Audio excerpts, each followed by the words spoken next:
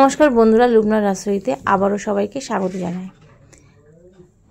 আজকে আমি তৈরি করে দেখাচ্ছি চিলি চিকেনের রেসিপি। কিভাবে আমি এটা তৈরি করি সেটাই আপনাদের সঙ্গে আজকে আমি শেয়ার করব। আর এই চিলি চিকেন খেতে আমাদের প্রত্যেকেরই খুবই ভালো লাগে।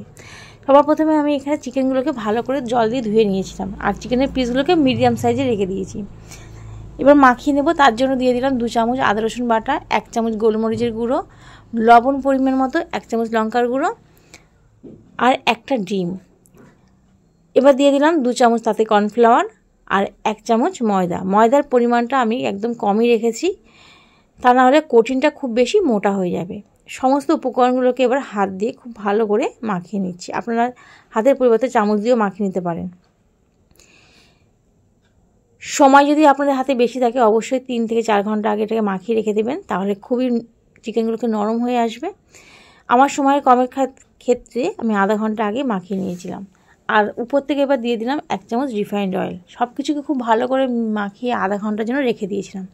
তারপরে কড়াইতে তেল দিয়ে তেলটা যখন গরম হয়ে গেছে চিকেনের পিসগুলোকে একে একে দিয়ে ভাজা করে নেব। আর এখন গ্যাসের ফ্লেমটাকে আমি মিডিয়ামে রেখে দিয়েছি। যদি হাইতে রেখে দিই উপর থেকে খুব সহজেই কালার ধরে নেবে আর ভিতরে একদম কাঁচা থাকবে।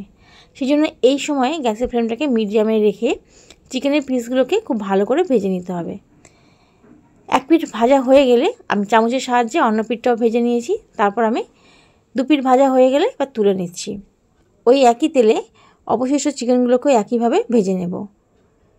এই chili chicken fried rice, pulao, naan, paratha, সাদা ভাতের সাথে খেতেও খুব একটা বেশি খারাপ লাগবে না। খুব সহজেই এটা বাড়িতে তৈরি করে নেওয়া যায়। ওই একইভাবে ভাজা হয়ে গেছে। এবার আমি সমস্তগুলোকে এবার তুলে নিলাম। চিলি চিকেনের স্বাদটাকে বাড়িয়ে নেওয়ার জন্য আমি কিছু এখানে একটা শুকনো মশলা তৈরি করে নেব। তার জন্য দিয়ে দিলাম 2টো লবঙ্গ, 4টে লবঙ্গ, 2টো এলাচ, 1 ইঞ্চি ডালচিনি আর মৌরি 1 চামচ। সমস্ত উপকরণগুলোকে শুকনোভাবে একটু হালকা ড্রাই রোস্ট করে নেব। খুব বেশি ভাজবো না, তাহলে ফ্লেভারটা চলে যাবে। এবার প্লেটে ঢেলে নিয়েছি।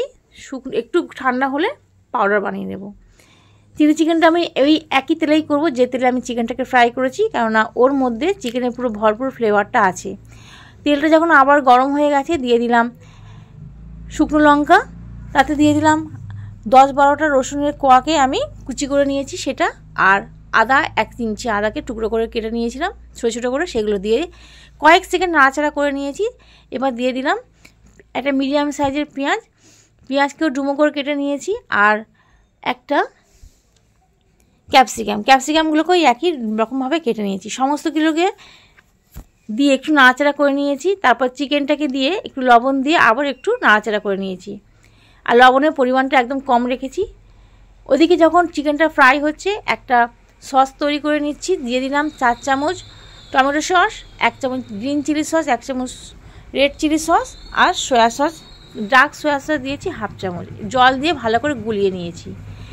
সমস্ত সসগুলো এবার আমি চিকেনের মধ্যে দিয়ে খুব ভালো করে মিশিয়ে নিয়েছি। উপর থেকে এবার দিয়ে দিলাম স্বাদ মতো চিনি আর যে মশলা শুকনো উপকরণটা করে রেখেছিলাম সেটা দিয়ে দিলাম। দিয়ে খুব ভালো করে মিশিয়ে নিলাম। কয়েক মিনিট মিশানোর পর চিকেনের যে অবশিষ্ট ব্যাটারটা ছিল তার মধ্যে আরেকটু জল দিয়ে ভালো করে মিশিয়ে চিকেনের মধ্যে দিয়ে দিলাম।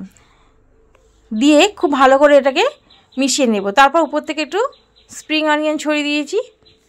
গ্যাসের ফ্লেমটাকে বন্ধ করে কিছুক্ষণ রেখে দেওয়ার পর আমি পরিবেশন করছি।